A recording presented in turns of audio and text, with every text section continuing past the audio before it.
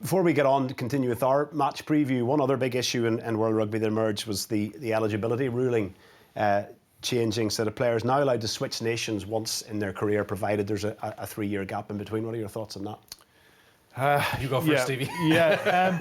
I think the Pacific Islands in general have been, they feel that they've been harshly treated over the last, since forever. With not getting the same amount of funding from World Rugby, not as many big games being played there, different unions not travelling to the Pacific Islands, and they feel that other unions haven't been helping them out. And when this came up, it was all over social media, and it felt like it wasn't going to happen. And then all of a sudden, we wake up to the news that World Rugby have given them the go-ahead. And I think it's the Pacific Islands is going to benefit most from this. And we want to see the best players in the world playing at big tournaments. Of course you do. But me as a former player, would I want to go and play for another country? Absolutely not. People are talking about Charles Piatai, played in 2015 for the All Blacks. Does he want to go back and represent Tonga, 6-7 years later? If I was Charles Piatai, no, I wouldn't. You kind of hang your hat on one country, and that's only in my opinion. But we'll see what happens. There's lots of talk about, the Vunipola brothers for England. They could possibly go back and play for Tonga.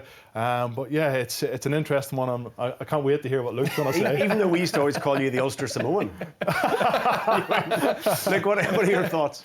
Well, if Stevie could go back, I'm sure he would. But no, look, I think in my opinion, like the last thing we want to be really dictating who the best teams are in the world is the finances. And unfortunately, if you're from the Pacific Islands, particularly in this case, you can't stay there if you want to have a proper rugby career, really, in terms of the financial gains. It's just not an option for you.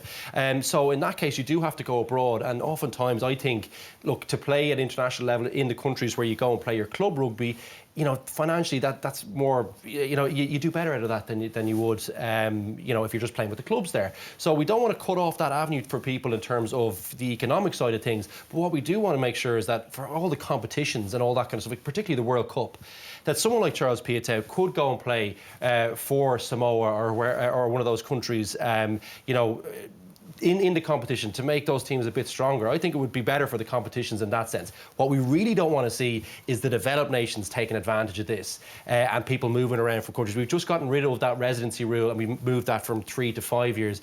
We don't want to see people taking advantage of it in that kind of sense. But I think for the smaller countries, this should be a good thing, and it makes it more competitive, I think.